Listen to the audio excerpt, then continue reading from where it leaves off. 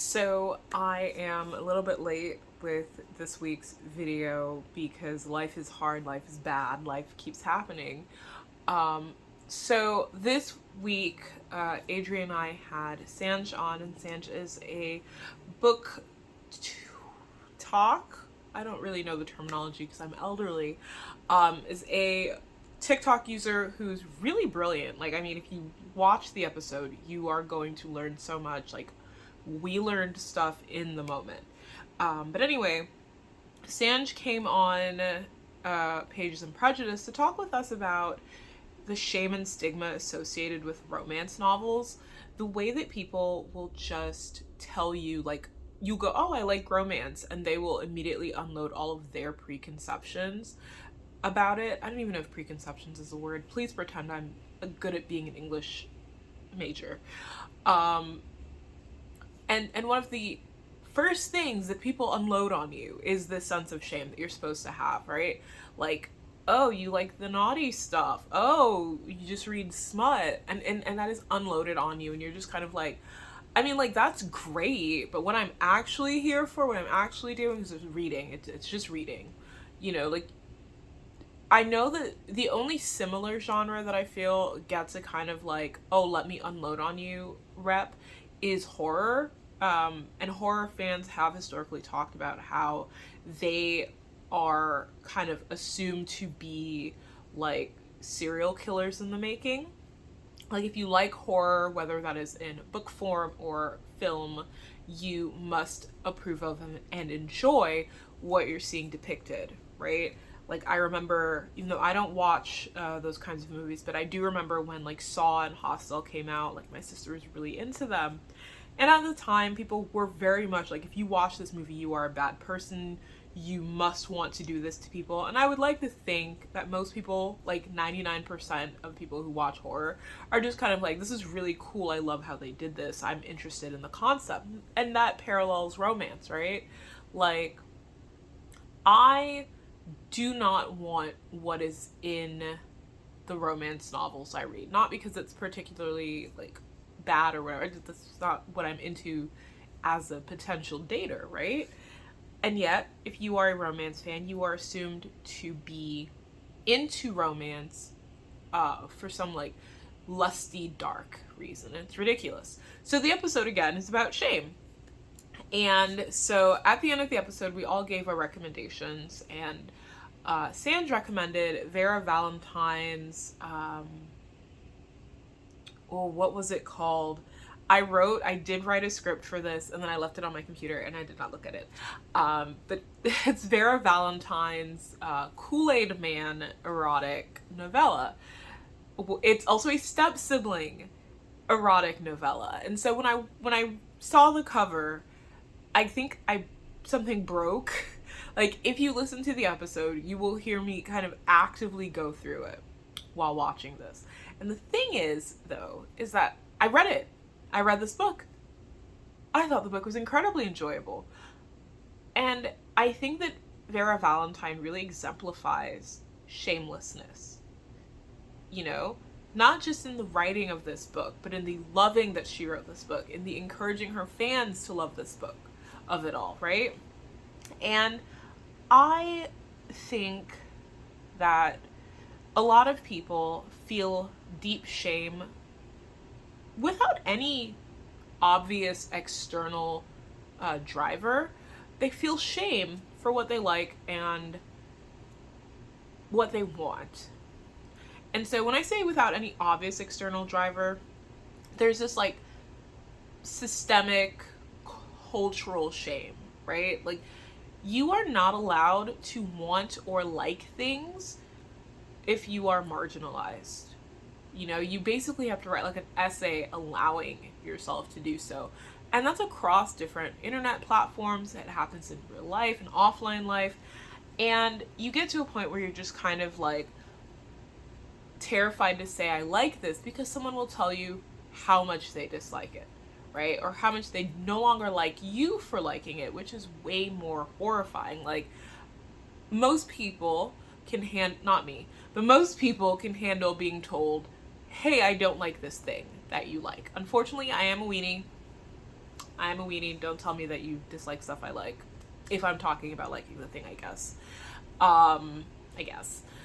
If I'm being critical, obviously do it. But if I'm like, oh man, I want to be fist deep in Kokushibo, I don't think you need to tell me that he abandoned his wife and that's why you don't love him. You can save that for when I'm talking about misogyny and shonen anime, because you could do it.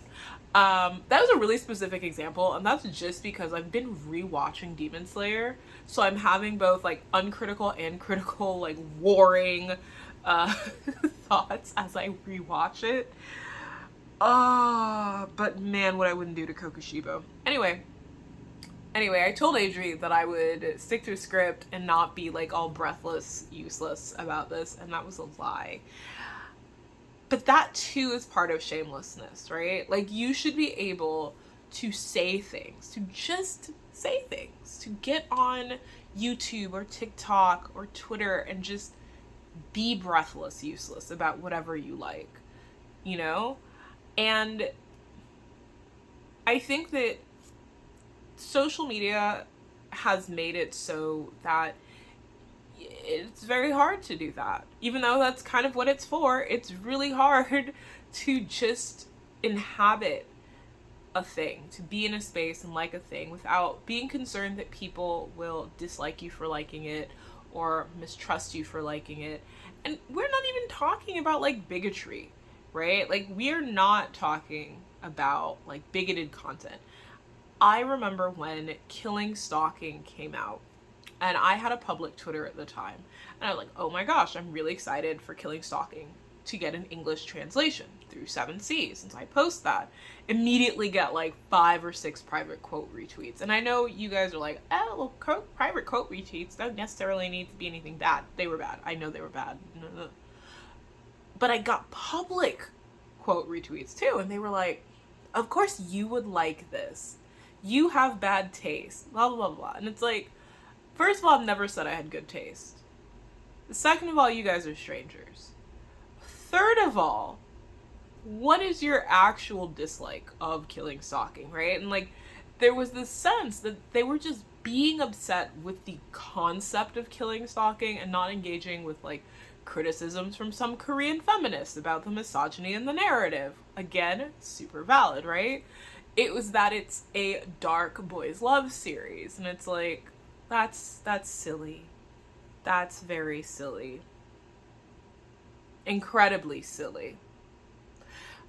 But like, the thing is that usually, at least for me, when someone tries to inspire shame, and I don't mean like I catch a stray, someone's talking about how they don't like one of my ships because it doesn't make any sense, right? That person was not thinking about me.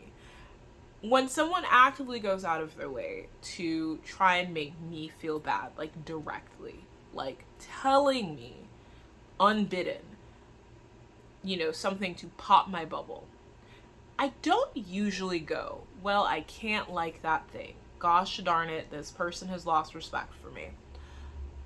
I go, oh, well, that sucks, right? Because despite being an incredibly anxious human being, one thing I actually don't have a lot of is shame. I am not ashamed about anything I like or read or watch or listen to, right? Like, I remember people were talking about like, oh, like back when I was in high school, people my age, back when I was in high school, I used to be into K-pop, but I was like really embarrassed to have people know that I liked East Asian music. I taught myself to rap in Japanese, and I rapped in Japanese in high school, in public. People like saw me do it, right? I think it's really important in romance, in K-pop, in whatever you're into, to always be yourself. Because yes, some people are not going to like that. I know that very well.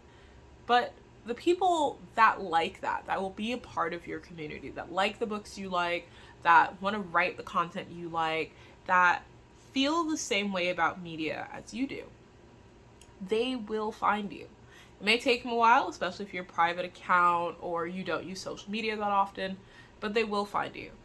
And having people who you can message about the books you're reading, whether that's a Kool-Aid Man or balloon animal romance, or if it's the latest webtoon on Legend, whatever. Having those people around to talk about what you're into, talk about what you like, makes all of it worth it. And you don't get there without being a little shameless, without putting yourself out there, without saying, yeah, I like that thing. What about it? And even if you think someone like me is judging you or shaming you, you can say fuck off. Because what matters when it comes to what you like, what you read, what you consume, what you create, is that you love it. You know, like, I mean, please try not to do like bigoted shit, I guess. I'm not the boss of you. But beyond that, I mean, sky's the limit.